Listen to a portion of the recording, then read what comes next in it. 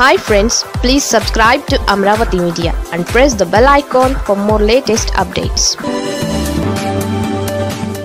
వైసీపీలోకి మరో కీలక నేత.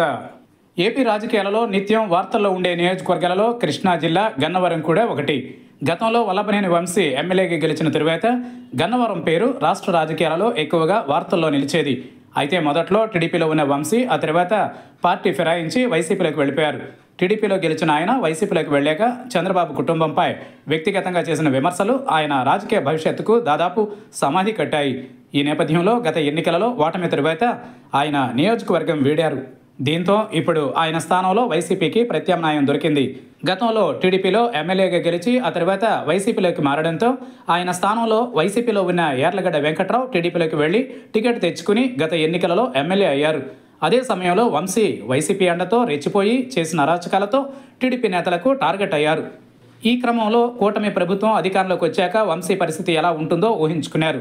దీంతో అమెరికాకు వెళ్ళిపోయారు. ఈ నేపథ్యంలో వైసీపీకి గన్నవరంలో ఇన్ఛార్జ్ అవసరం అయ్యారు. కానీ ప్రస్తుత పరిస్థితులలో వైసీపీకి గన్నవరం వంటి టీడీపీ కుల ప్రభావంగా ఉండే నియోజకవర్గంలో ఇన్ఛార్జ్ దొరకడం కష్టం.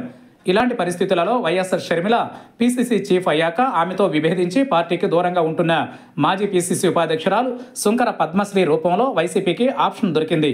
గత ఎన్నికలలో గన్నవరం టికెట్ ఆశించిన షర్మిల ఆమెకి ఇవ్వలేదు. ఆ తర్వాత ఆమె ఉపాధ్యక్ష పదవిని రద్దు చేశారు. దీంతో కాంగ్రెస్ అధిష్టానానికి ఫిర్యాదు చేసినా ఫలితం లేకపోవడంతో అసంతృప్తిగా ఉన్న పద్మశ్రీ ఇప్పుడు వైసీపీ గుట్టికి చేరేందుకు సిద్ధమవుతున్నారు. దీనికి జగన్ కూడా అంగీకరించినట్లు తెలుస్తోంది. అన్నీ కుదిరితే ఆమె వైసీపీలో చేరి గన్నవరం ఇన్ఛార్జ్ కావడం ఖాయంగా కనిపిస్తోంది.